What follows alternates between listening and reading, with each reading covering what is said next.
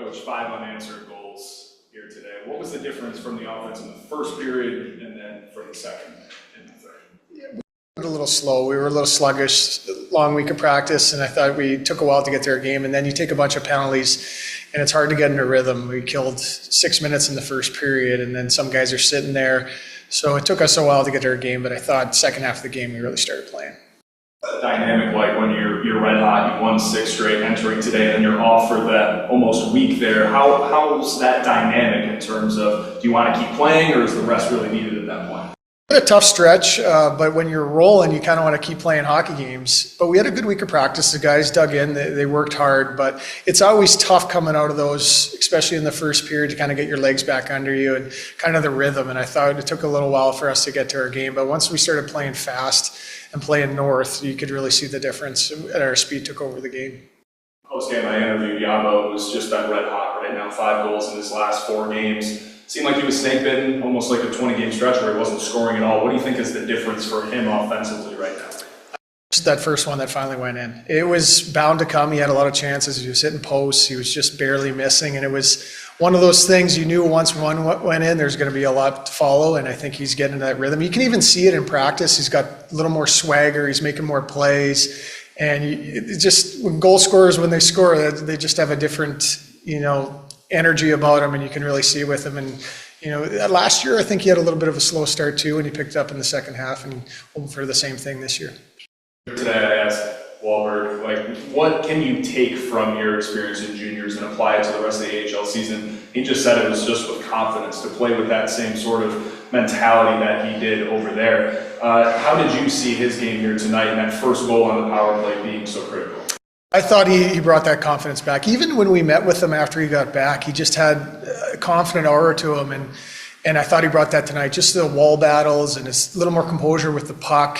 The American League's tough for a young guy coming in, and be able to go with his peers, and I thought he dominated. I thought he played really well at World Juniors, and he really carried it over here tonight as well. He's another guy that probably needed that little boost of confidence. He's gone a long time without scoring. Yeah. League. He's a kid still. He's really young, and it's a hard league to score in, especially when you're a young player. And he's a bigger body, and when he's with his peers, he can use that a little more to his advantage. And I think you see him taking that to this level as well. But it takes time for those guys. They got to build strength. You're playing against men, so it's different to get to his style of game. So as he matures and gets stronger, you're just going to see more and more of that.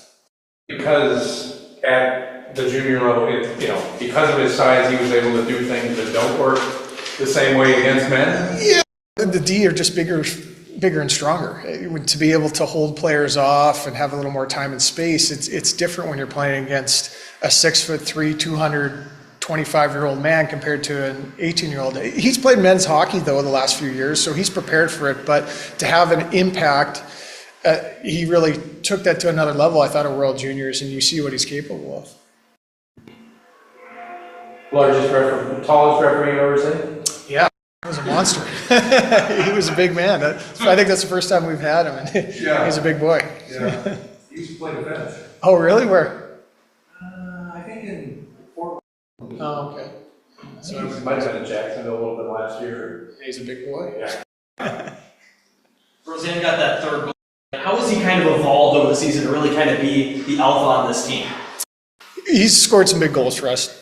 When he's skating, he's hard to contain in this league, and his goal was purely speed. And when he attacks on the outside, uses his speed, and he drives to the back post, he's a hard player for other, especially defensemen in this league, to be able to handle with that wide speed. And he has the ability to take over games, and that's what we expect from him, and that's what he expects from himself. He sets a high standard for himself, and that was a big goal. Obviously, it kind of changed the whole trajectory of that game, I thought. Also, the other all-star, Levi, obviously big night tonight. He was excellent again. Devin's been excellent all season. He made the saves, huge saves in the PK early on.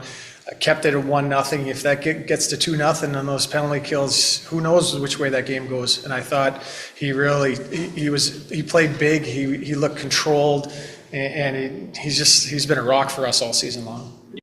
Sorry.